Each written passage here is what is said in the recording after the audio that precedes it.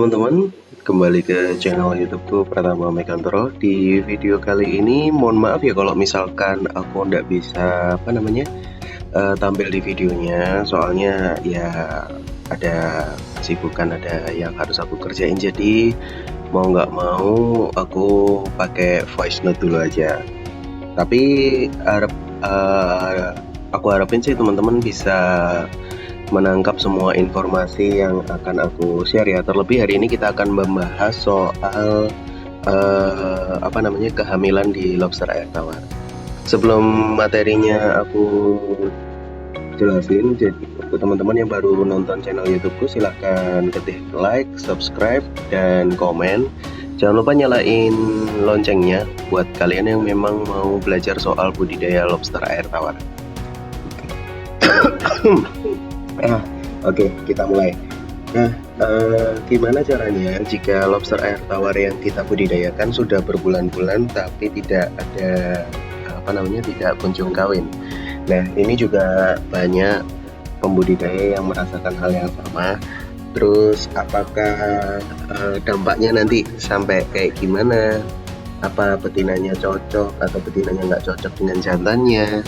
Nah, ini aku mau bahas. Pertama-tama soal lobster air tawar ini ketika di usia kawin yang bisa untuk jadi indukan itu kan mulai dari ukuran 4 inci, 5 inci, 6 inci. Tapi beberapa pembudidaya nggak sadar akan waktu yang tepat untuk si lobster ini kawin. Usia 4 inci atau ukuran 4 inci, 5 inci, jadi 4 dan 5 inci itu merupakan ukuran yang paling proporsional jika teman-teman ingin fokus untuk pemijahan lobster air tawar. Sedangkan untuk lobster air tawar ukuran 6 inci itu sudah tidak terlalu produktif, makanya untuk ukuran 6 inci jatuhnya lebih ke arah konsumsi. Nah, untuk teman-teman yang memang mau fokus kawin, usahakan lobsternya yang ada di kolam itu adalah ukuran 4 dan 5 inci.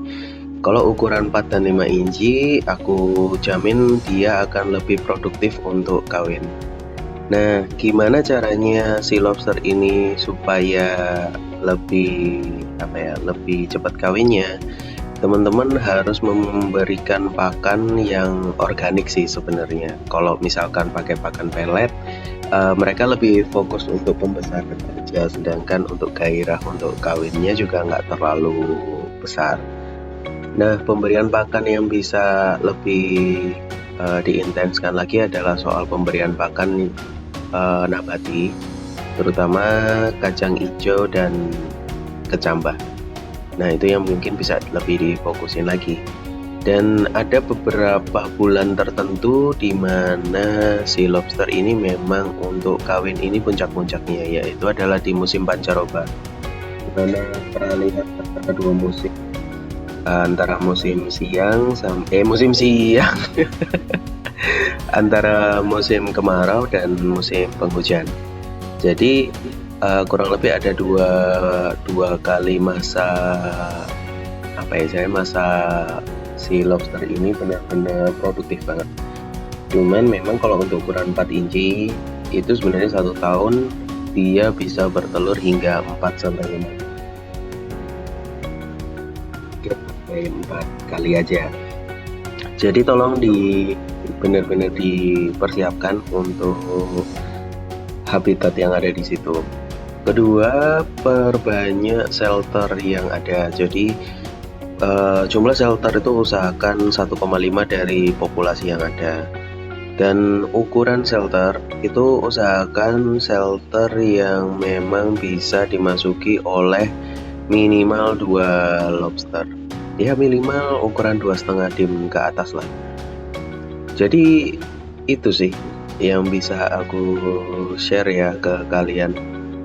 Sama ini, kalau misalkan memang kamu mau fokus untuk pemijahan, maka habitat per 1 meter persegi atau area untuk budidayanya usahakan untuk area budidaya indoor. Jadi lebih gampang untuk lobster itu kawin sebenarnya. Kalau outdoor naluri hewaninya akan keluar semua, jadi dia akan lebih jarang banget untuk ketemu, kemudian lebih fokus untuk pembesaran dia jatuhnya. Kalau misalkan dibikin ekosistem yang indoor dengan dibatasi 1 meter persegi bisa menampung 30 ekor, 30 sampai 50 bisa, cuman kalau untuk teman-teman pemula mending 30 ekor. Perbandingan jantan betina bisa 50-50 atau 40-60. Itu lebih mempermudah si lobster air tawar itu untuk kawin. Kalau kamu bisa mengatasi fase adaptasi, bisa memperpendek usia fase adaptasinya, itu kemampuan lobster yang bertelur itu juga akan agak cepat gitu. Mungkin teman-teman bisa cek video YouTubeku yang lain, dimana ada beberapa mitra yang memang berhasil dalam artian dia hanya dalam waktu beberapa bulan sudah bertelur, kemudian sudah menghasilkan produksi berapa. Nah, itu mungkin bisa ditiru sih. Oke, so gitu dulu untuk video kali ini. Buat teman-teman yang sudah nonton, jangan lupa di-share ya ke teman-teman yang sama-sama budidaya lobster air tawar. Siapa tahu nanti dari video ini bisa membantu mereka. Nyalain juga loncengnya supaya teman-teman bisa update terus info soal budidaya lobster air tawar.